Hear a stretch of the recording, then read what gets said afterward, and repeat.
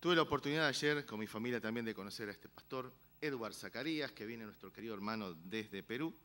Así que les voy a pedir que pasen. Nuestro invitado especial. Y me dicen que hay un regalito también acá. Muy bien. Edward, en nombre de esta congregación, queremos agradecerte por tomarte el tiempo de venir. Y la verdad que ayer fue el tema para los jóvenes, fue ayer a la noche. Con Edward salimos a la mañana, lo llevamos a conocer Montevideo. Bueno, yo pensando en el agua de Perú, todos estos lugares, dije, bueno, ¿qué le voy a llevar a conocer a nuestro hermano? Pero bueno, fuimos al mercado, fuimos por la Rambla. Entre nosotros lo llevamos a la fortaleza allá arriba para que viera Montevideo desde allá arriba. Así que bueno, salimos a pasear y la verdad que disfrutamos un lindo tiempo. Así que también conoció el chivito uruguayo. Conoció chivito de 2 tamaños, me dijo que uno tuvo chiquito y ayer vio otro más grande y disfrutó de la carne uruguaya. Así que, Edward, gracias por estar con nosotros y en nombre de la iglesia es para ti. Muchas gracias. Te bendiga. Gracias, pastor. Esteban, algunas palabras y presentás el video. Buen día. Gracias. El pastor no está para hacer la presentación, así que me pidió que dijera brevemente la relación que el pastor Eduardo Zacarías tiene con nosotros. El vínculo es a través de Radio Transmundial. Él estuvo en Montevideo ya 2011, ¿fue, no? Que fue cuando lo conocimos, que fue la primera ocasión que establecimos el vínculo por medio de Radio Transmundial formalmente.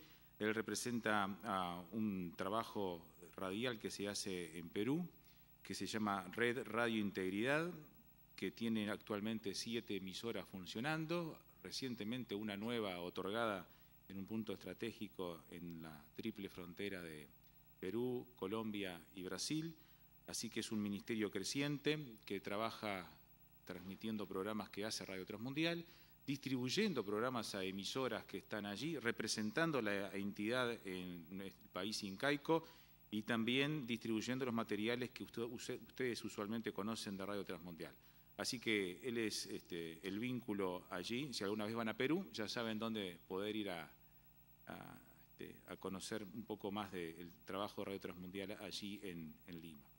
El pastor Zacarías está casado con Margarita, tienen 3 hijos, Jair, Joel y Joana, y trabaja como pastor asociado o asistente en la congregación.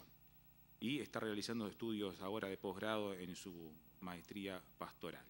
Así que es una alegría tenerlo con nosotros y escuchar el mensaje que el Señor ha puesto en su corazón para esta mañana para la iglesia. Bienvenido, Edward. Muy buenos días tengan todos. Es un tremendo placer para mí acompañarles en este día tan importante de celebrar un aniversario, un año más, de cómo Dios ha bendecido esta nación, esta ciudad por medio de la iglesia aquí. Y predicar en una iglesia de 108 años me queda bastante grande, pero me queda con un gran privilegio de exponer las Escrituras. Bueno, antes de exponer la palabra de Dios, y doy gracias a Esteban por la presentación y hablar un poco del ministerio de la radio, me gustaría compartirles acerca de lo que estamos haciendo allá en Perú, y Dios nos ha dado el privilegio de trabajar en la radio. Desde el 2001 estoy trabajando en radio, y la radio no nos llegó porque lo buscamos, sino porque Dios nos lo dio. No esperábamos radio, no trabajamos por radio, no buscamos ofrendas para radio, sencillamente llegó a través de la generosidad de un pastor que con sus años de jubilación, el dinero que él iba a recibir del Estado americano, decidió donarlo para que se consiga una radio en Trujillo. Así que así llegó la radio, nosotros no lo buscamos y luego ya nos trasladamos en la ciudad de Lima y establecimos otro ministerio radial llamado Red Radio Integridad, y la palabra red representa pues la idea de construir una red en el Perú, tratando de llegar a las ciudades más importantes del país con la palabra de Dios. Entonces, ciudades importantes que a veces van a superar las 50,000 o 60,000 personas.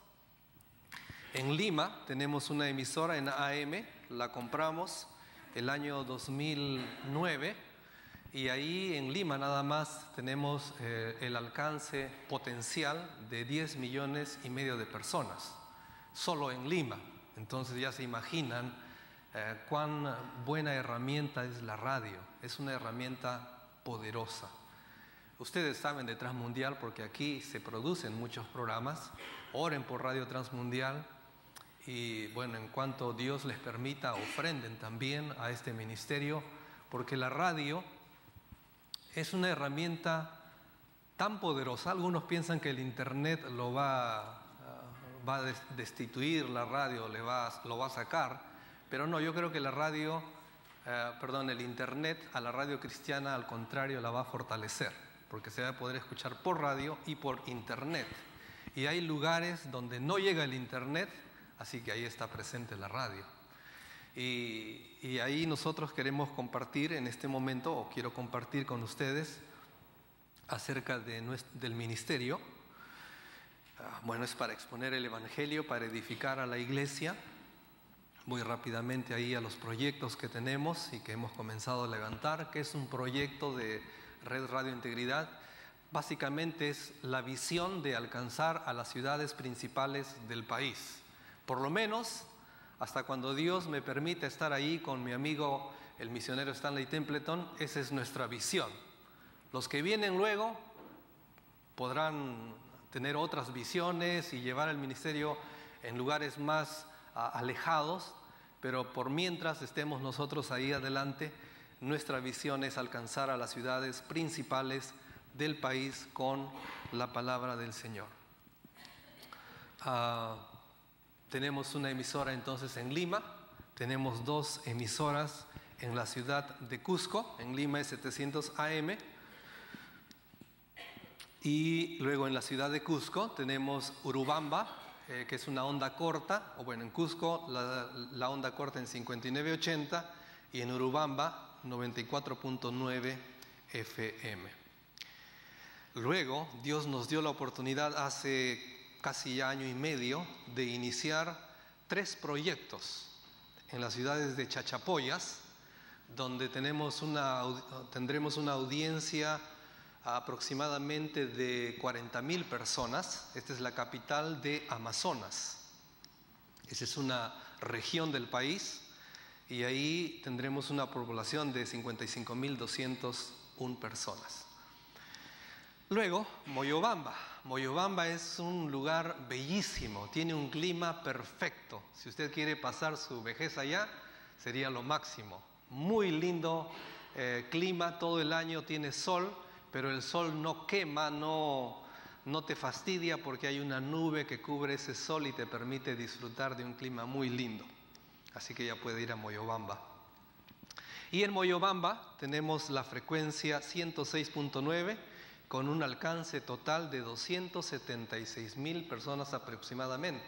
Y eso no incluye algunas tribus que están cerca de la zona y que tendremos que poner la radio también en algunas horas en su propio lenguaje.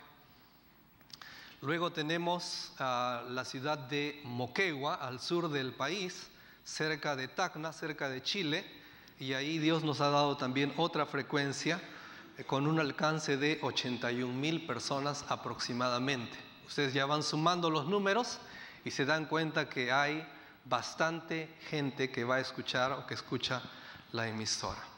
Lo que estuvo comentando Esteban es de Santa Rosa y una radio muy barata que está en la triple frontera, Perú, Brasil y Colombia, y ahí tendremos en Santa Rosa, que es Perú, es una pequeña isla, es chiquitita, muy pequeña, pero está justo en la punta donde está Brasil y Colombia. Así es que nuestra audiencia mayor no será Perú, sino Brasil y Colombia.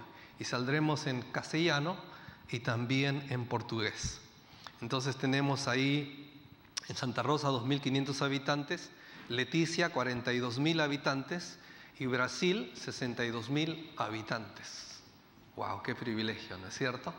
La radio puede ingresar a lugares donde usted no puede tocar la puerta y dejar un tratado, pero la radio sí va a ingresar ahí con la palabra de Dios. El último aspecto que quería comentarles es que justo ayer recibí la noticia de el ingeniero que nos ayuda con los trámites, y es que ya hemos iniciado la gestión de otra frecuencia que nos va a permitir llegar a más de 40,000 personas entre las fronteras de Perú y Ecuador. Así que Dios está bendiciéndonos. Realmente no es obra nuestra, es del Señor, es de Dios. Y a Él es toda la gloria, toda la honra. Y oren por Red Radio Integridad. Bueno, eso quería compartirles para que ustedes estén enterados y animados. Ahora vamos a la palabra de Dios.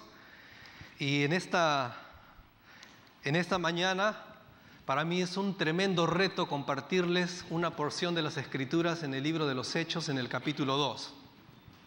Y vamos a hablar panorámicamente de grandes aspectos de este capítulo, con la idea de pensar y meditar en el hecho de qué es lo que hace una iglesia local saludable y creciente. ¿Qué es lo que hace? No vamos a pensar en cómo ser una iglesia saludable, porque eso es otro tema, pero sí pensar en qué hace una iglesia local saludable. Y vamos a leer una porción primero y luego meditaremos en este asunto. Leemos por favor a partir del versículo 36 y leemos ahí unos versículos que nos van a introducir en el tema. Sepa pues ciertísimamente toda la casa de Israel que a este Jesús, a quien vosotros crucificasteis, Dios le ha hecho Señor y Cristo. Al oír esto, se compungieron de corazón y dijeron a Pedro y a los otros apóstoles: varones, hermanos, ¿qué haremos? Pedro entonces les dijo: arrepentíos y bautícese cada uno de vosotros en el nombre de Jesucristo para perdón de los pecados, y recibiréis el don del Espíritu Santo. Porque para vosotros es la promesa, y para vuestros hijos, y para todos los que están lejos, para cuantos el Señor nuestro Dios llamare. Y con muchas otras palabras testificaba y les exhortaba, diciendo: sed salvos de esta perversa generación. Vamos a orar un momentito, por favor. Padre, estamos delante de ti, aquí en este lugar apartado, desde hace ya 108 años, apartado para que tu iglesia se congregue, para que se predique tu palabra, para que almas vengan al conocimiento de tu Hijo. Padre, glorifícate en esta congregación y ayúdanos a meditar en esta porción de tus Escrituras. Y te pedimos, Padre, que tú seas quien hables a través de este tiempo. En el nombre de Jesucristo, amén. Pensar en la iglesia de Cristo es algo formidable, es tremendo. Hablar de la doctrina de la iglesia de Cristo. Pensar luego en la iglesia local va a ser el complemento y va a ser la forma práctica de cómo la iglesia de Cristo se manifiesta en este mundo. Pero la iglesia de Cristo es la obra eterna de Dios para este tiempo. Es el plan de Dios eterno para este tiempo. La iglesia de Cristo es un milagro de Dios. Que una persona no creyente, una persona perdida en sus delitos y pecados, puede ser parte de esa iglesia de Cristo solo por medio de Cristo, como se ha mencionado. Así que si usted está aquí y ha creído en Cristo Jesús, usted es parte de esa obra milagrosa de Dios. Usted es el cumplimiento de lo que Dios había pensado en la eternidad. Y ahora, usted siendo parte, sentado aquí, participando en la congregación, usted puede decir: pues yo estoy en el plan de Dios. Y pensar en la obra de Cristo, en la iglesia de Cristo, es pensar en un plan que no tiene opción al fracaso. La iglesia de Cristo jamás puede fracasar, porque así lo dijo el Señor en Mateo capítulo 16, versículo 18, que ni las puertas del Hades podrán prevalecer contra ella. Así que hablar de la iglesia de Cristo debe motivarnos, debe ponernos ahí un ánimo tremendo para seguir adelante. Porque imagínate, estamos en un plan de Cristo, de Dios, que no puede fracasar de ninguna manera. y que no está limitado quizá a nuestra vida espiritual, que muchas veces caemos en pecado, nos levantamos y seguimos adelante, pero la iglesia de Cristo básicamente está destinada al éxito total. Y un día Dios llevará a su iglesia. Un día el Señor llevará a su iglesia y ahí estaremos nosotros si es que estuviéramos vivos. De tal manera que es emocionante hablar de la iglesia de Cristo y reconocer y aceptar que no va a tener ningún tipo de fracaso. Pero ¿qué hace la iglesia de Cristo? Que es saludable. Y aquí en el libro de los Hechos encontramos justamente a esta iglesia que, si ustedes notan en el capítulo 2, desde el capítulo 1, los apóstoles y muchos hermanos dentro de la iglesia, en total 120, están reunidos ahí en el aposento alto y están orando para que Dios envíe su Espíritu Santo y cumpla su promesa. Ahora, no están orando para que Dios lo haga, sino básicamente están orando porque saben que va a venir. Y viene el Espíritu Santo y ellos están en permanente oración y comunión, como nos dice ahí el versículo 14 del capítulo 1. Y en el capítulo 2 entonces llega el Espíritu Santo en el tiempo o en el día de Pentecostés, a los 50 días que el Señor Jesucristo había resucitado, o después que Él se había ido también a la presencia de Dios, después de 50 días. Y cuando pienso en esto, me pongo en la historia y digo, bueno, está todavía Pilatos, está todavía los líderes israelitas que crucificaron al Señor Jesús. Está en la mente de las personas el recuerdo muy cercano de lo sucedido. Todo está muy, muy cerca en el tiempo. Y están estos hermanos congregados ahí esperando la llegada del Espíritu Santo, y ellos actúan de una manera increíble que nos anima también a actuar de esa manera. Bueno, vamos a obviar toda la primera parte del capítulo 2 y vamos a entrar directamente al versículo 36, donde hemos leído. Y una característica o lo que hace una iglesia de Cristo es hacer discípulos, predicar de Cristo, mostrar a otros quién es su Señor y su Salvador. Y este asunto fue lo primero que ellos hicieron, claro, encabezados con el apóstol Pedro. Cuando llega el Espíritu Santo, hablan en diferentes lenguas y el apóstol Pedro predica el mensaje del Evangelio, luego da su conclusión en el versículo 36, pero quiero que ustedes amplíen su entendimiento de este acontecimiento aquí, porque no solo es el apóstol Pedro y no solamente son los discípulos que predican a Cristo, sino que todos los hermanos que estaban congregados ahí en el aposento alto, todos ellos participaron de predicar el Evangelio y hacer discípulos. No fue una labor solamente del apóstol Pedro y de los que le acompañaban. Fue la intervención y la participación de todos ellos. Por eso ustedes van a notar, por ejemplo, en el versículo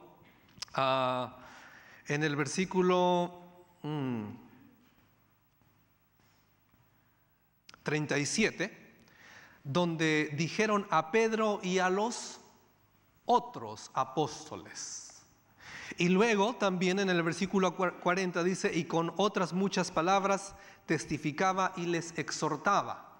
Pero no es posible que el apóstol Pedro haya predicado a 3,000 personas en un pasaje, en una callecita, de manera que luego entendemos qué es lo que hicieron aquellos cuando llegó el Espíritu Santo y hablaban en otras lenguas de los que estaban ahí. Quiere decir que todos salieron del aposento alto y fueron por las calles y donde estaba la gente, porque había habido un gran estruendo y se habían reunido, y todos comenzaron a predicar en base del mensaje del apóstol Pedro. Esa es la idea. La idea es que Pedro predicó el Evangelio y es el mensaje de Pedro que fue compartido a muchas personas y todos participaron. Por eso es que ese día se convirtieron 3,000 personas, porque todos participaron. La iglesia se movió. Fue el 100% de la iglesia.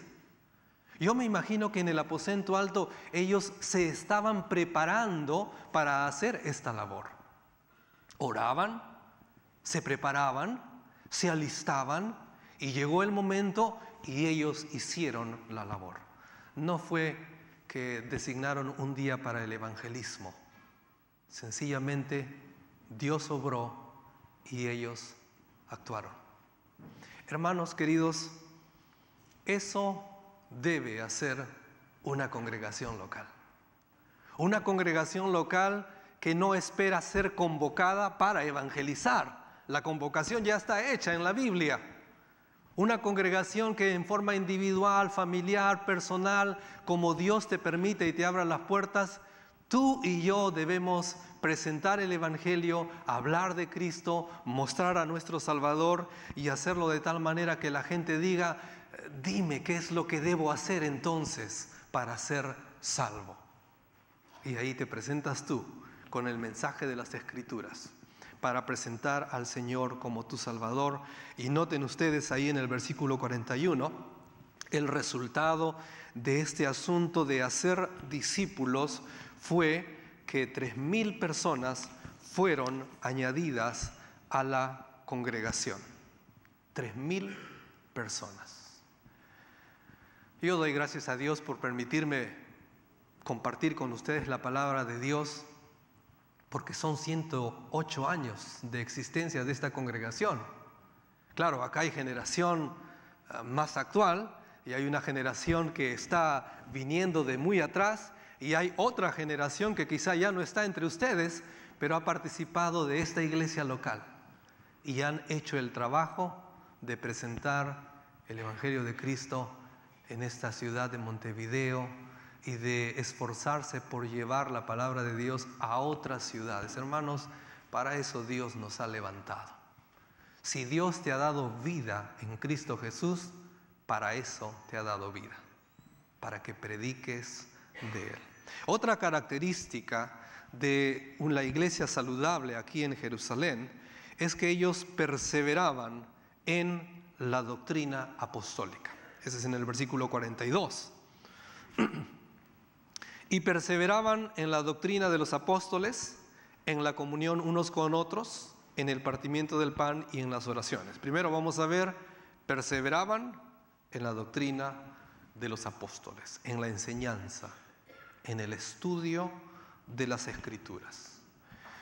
Cuando pensamos en una iglesia local, siempre pensamos en la responsabilidad tremenda que Dios ha dado a los apóstoles, o que Dios dio a los apóstoles y que Dios da a los líderes de cada congregación.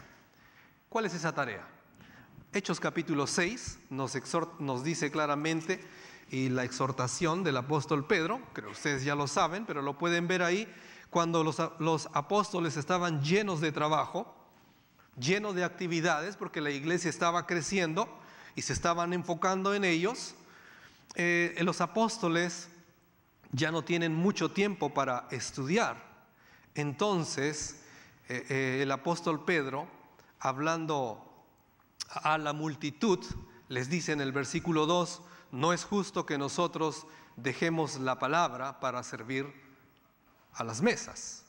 Y luego en el versículo 4 dice, y nosotros persistiremos en la oración y en el ministerio de la palabra.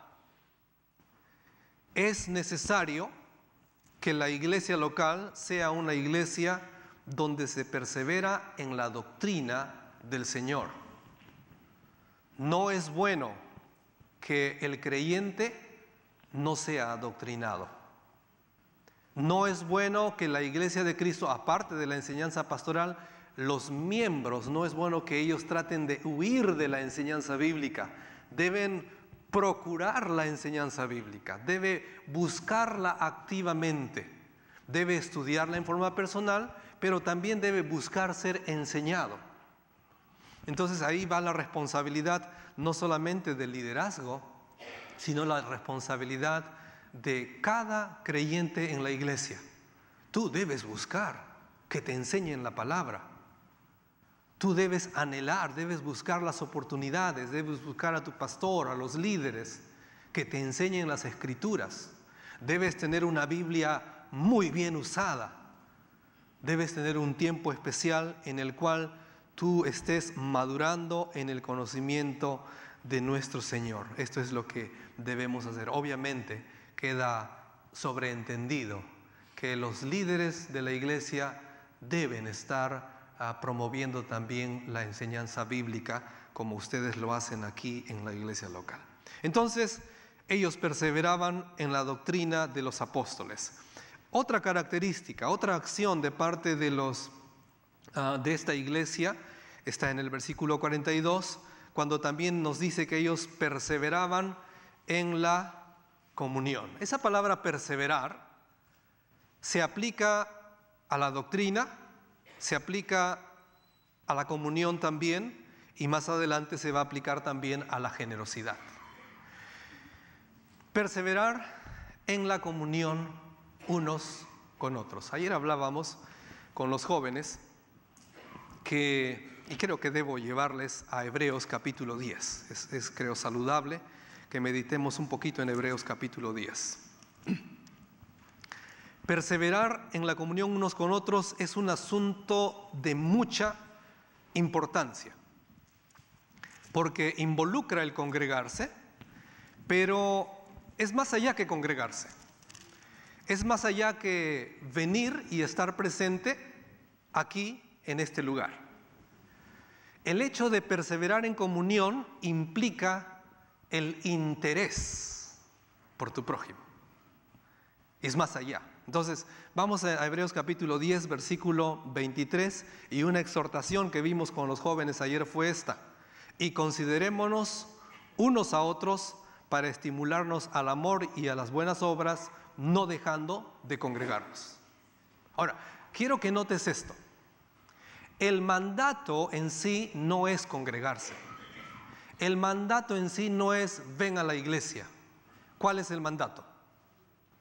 En este texto, considerarnos unos a otros. Ese es el mandato. Esa es la orden que implica llegar acá a la congregación, llegar a este lugar. Porque el hecho de considerarnos unos a otros tiene que ver que tú debes desarrollar una compasión genuina, un amor genuino, un interés profundo en tu prójimo, en aquel hermano o hermana de tu congregación. Tener un interés tremendo que te mueva, que te empuje venir a la iglesia. No venir a la iglesia, no congregar para que Dios te bendiga, sino para que tú seas de bendición a otros. Si tú notas en Hechos, el interés no es tanto mostrado en uno mismo, porque dice ahí el escritor Lucas que ellos perseveraban en la comunión, ¿cómo? Unos con otros. No es voy a congregar para que Dios me bendiga. De hecho, Dios te bendice, pero no congregues para que Dios te bendiga, sino para que tú bendigas a los demás, para que tú alientes a los demás. Hebreos por eso dice eso. Y considerémonos unos a otros para estimularnos mutuamente el uno al otro, al amor, a las buenas obras. Y luego en el versículo 25 también, como parte de considerarnos unos a otros, es no dejando de congregarnos. ¿Por qué? Porque al dejar de congregar usted por ver su partido de fútbol, por estar con su familia, por algún asunto, usted deja de ser de bendición a otro. Usted deja de estimar a otro. Su presencia pudo ser de tremenda bendición para los demás. Y justamente por no hacer caso a este asunto de estimularnos unos a otros. De modo que la iglesia, volviendo a Hechos capítulo 2, la iglesia en el principio lo que hizo fue perseverar en la doctrina, perseverar en la comunión, buscando el compañerismo, animándose unos a otros. Ahora, veamos en qué se animaban ellos. Por ejemplo, el versículo 41, ¿en qué se animaban? En el hecho de obedecer y ser bautizados, porque ese día se bautizaron 3,000 personas. ¿Y cómo sucedió eso? Que 3,000 personas fueron bautizados. Y me imagino que ellos no tenían un bautisterio, ¿no es cierto? ¿Cómo van a tener un bautisterio? Ni templo tenían ellos. Se congregaban en el templo de Jerusalén, pero claro, con otro enfoque. Entonces habrán buscado lugares donde ir para bautizar a la gente, pero era como que se contagiaba el hecho de obedecer a Dios. Él se ha bautizado, yo me bautizo, y 3,000 personas se bautizaron en ese día, y eso es justamente el efecto de congregar y obedecer a Dios, porque nos estimulamos a obedecer a Dios. Si tú no permaneces animando a unos y a otros, difícilmente vas a ser estimulado a obedecer a Cristo fuera de la congregación de Cristo. ¿Sí o no? Difícilmente. Nadie te va a animar afuera a obedecer a Cristo. Nadie te va a animar a ser fiel a Cristo fuera de la iglesia de Cristo. Pero cuando nos congregamos, cuando participamos de la obra, cuando nos involucramos en el ministerio, entonces nos motivamos a servir al Señor juntos. Entonces perseveraban, noten ustedes en el versículo 41, en el bautismo, perseveraban en la cena del Señor, es decir, practicando las ordenanzas. En el versículo 42 nos dice que perseveraban en las oraciones. Ellos estaban orando. Perseveraban en la generosidad. Versículos 44 al 46 nos habla de esto, que ellos no decían ser de suyo propio, sino que se estaban desprendiendo para bendecir a los demás generosamente. Y también en el versículo 47 nos dice la Escritura que perseveraban alabando a Dios. Esa es una iglesia saludable, que persevera en la doctrina, que predica a Cristo, que persevera en la comunión, y ahora vamos a ver que se involucra en las misiones. Una iglesia de Cristo no está libre de experimentar dificultades y de experimentar quizá la caída de muchos miembros de la iglesia. Una iglesia saludable no es aquella que está exenta de dificultades. Es más, a veces pensamos que la iglesia primitiva, la iglesia aquí, era una iglesia tan perfecta que no había problemas. ¿Alguna vez has visto así en el libro de los Hechos? Y te has creado una imagen que sí, la iglesia de Jerusalén era la iglesia perfecta. No es así. ¿Y por qué no es así? Porque los cristianos, aquellos que se convirtieron, eran pecadores y tenían los mismos problemas y las mismas tentaciones que tú. El único detalle es que ellos, desde el inicio, comenzaron a obrar conforme a la palabra de Dios. Pero ya vemos en el capítulo 5 de Hechos que Dios tuvo que aplicar disciplina y quitó la vida a Ananías y Zafira. En el capítulo 6 ya estaban murmurando. En el capítulo 8 vemos a la iglesia no queriendo obedecer para salir a las misiones. Entonces notamos rebeldía en la iglesia, notamos pecado, pero sin embargo una iglesia saludable, a pesar de lo que sucede, sigue ministrando, sigue enfocándose en la doctrina, sigue haciendo misiones, continúa con la comunión, perseverando en ello. Vamos a ver ahora entonces el otro aspecto de hacer misiones, y eso lo encontramos no solamente en el capítulo 8, que vamos a ver más adelante, sino que lo encontramos desde el capítulo 2, cuando estaban presentes muchos judíos helénicos, muchos judíos que habían nacido fuera de Israel, que habían llegado justamente a Jerusalén para celebrar las fiestas. Y los creyentes decidieron salir del aposento alto y en ese momento hacer misiones a través de los que estaban presentes de las diferentes naciones judíos de otros lugares, y también la Escritura nos dice ahí en el capítulo 2, que estaban también en el versículo 10, capítulo 2, versículo 10, que estaban muchos prosélitos. Hermanos,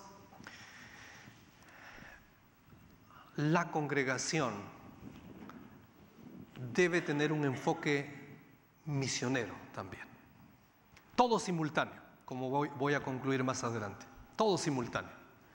Pero el enfoque misionero no se debe perder. A pesar de que ustedes puedan tener inconvenientes aquí localmente, sin embargo, no debes perder el enfoque misionero, porque para eso Dios nos ha salvado. Así lo hicieron ellos al inicio. Se enfocaron en predicar a Cristo y dar el Evangelio a todos los que estaban presentes. Pero en el capítulo 8, obviamente, la iglesia no estaba obedeciendo, no estaba saliendo, y entonces Dios tiene que promover misiones, ¿no es cierto? Entonces Dios promueve porque les dijo: haced discípulos, ¿dónde? En Jerusalén, toda Judea, Samaria y hasta lo último de la tierra. ¿Y ellos qué pensaron? Que su mundo era solo Judea, no querían salir de Judea. Y yo digo, ¿cómo pueden haber entendido ellos que su mundo era Judea? ¿Cómo es que ellos pensaron que solo a Judea debían ir? Porque no querían salir a ninguna parte.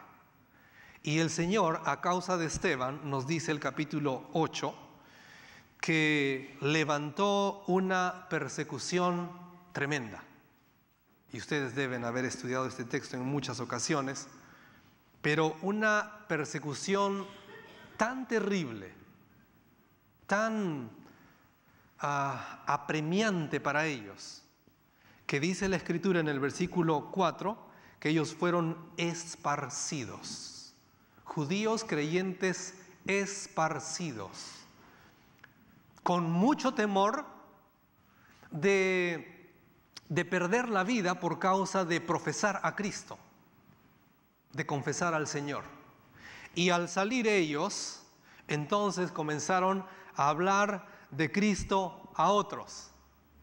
Pero si usted sigue leyendo la Escritura, ¿a quiénes hablaban?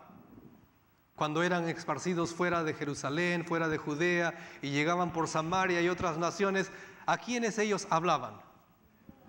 Solamente a los que eran judíos. Y seguía la rebeldía en ellos. Ahora ya se nos cambia el cuadro de la iglesia de Jerusalén, ¿no? Porque ellos estaban siendo rebeldes, no querían hablar para nada a gentiles, solo a judíos.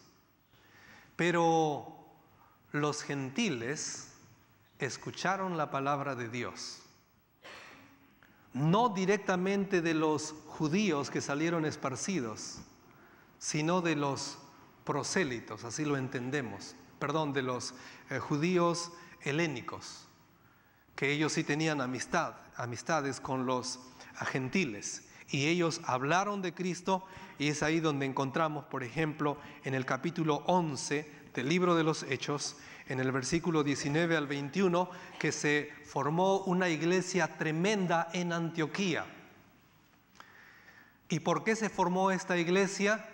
No porque los judíos hablaron de Cristo, sino porque los gentiles escucharon de otros el Evangelio y se formó una congregación tremenda, que desde allí se promovió las misiones a todo ese mundo en aquel entonces.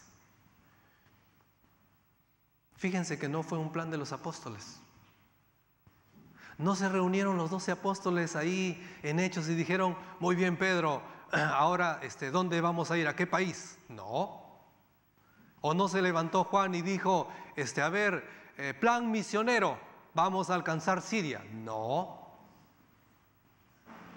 Los judíos ahí de la congregación, nadie pensaba en invertir en misiones fuera de Judea. No había el interés. La iglesia estaba allí en Jerusalén, pero Dios los movió a la fuerza y los sacó de su ciudad para hacer misiones, para llevar el Evangelio para que su palabra sea conocida por el mundo. He tratado de ser muy breve en esta exposición de las misiones aquí en la iglesia, pero lo que podemos aprender es esto. Si esta iglesia u otra iglesia no se mueve a misiones, ¿quién la va a mover? ¿Quién la va a mover? Dios. Dios te va a mover a las misiones, porque Él no vino para salvar a algunos. Él vino para ofrecer la salvación a todos los hombres. Hermano, tú estás llamado a hacer misiones. Tú estás convocado a participar en las misiones. Tienes que involucrarte. No es una opción. No es una buena idea.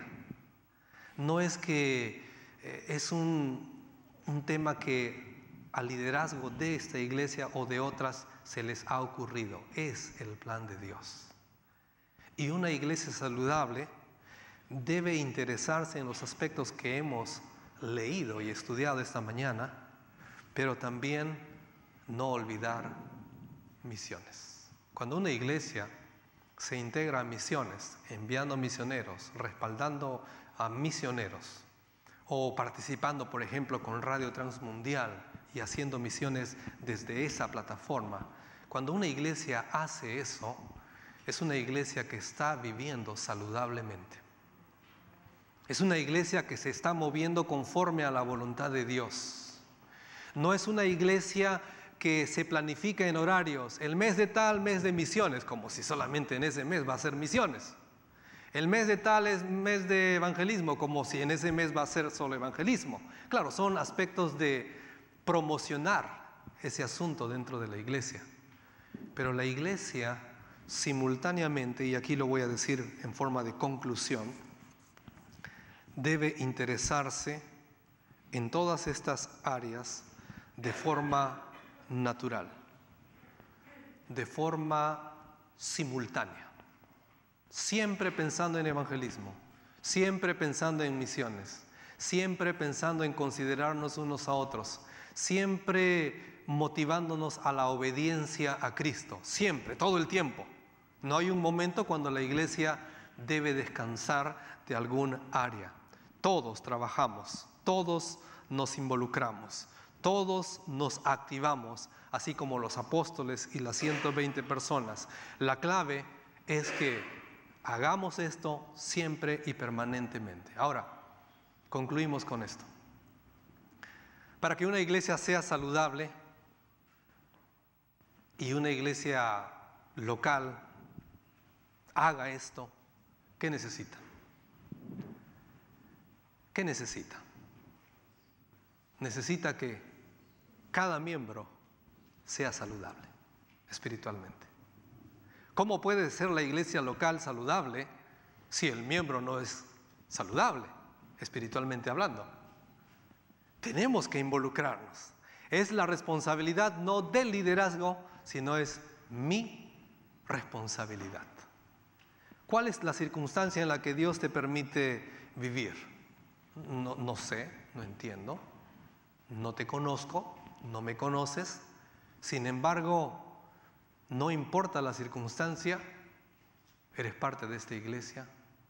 Esta iglesia tiene que seguir siendo saludable a través de la historia, los muchos años que Dios le da, pero eso depende de cada miembro de la congregación. Hermanos, es un tremendo reto vivir saludablemente en la iglesia local. Tú eres de impacto, de influencia a los demás, tú eres de influencia para tus líderes, es tu responsabilidad.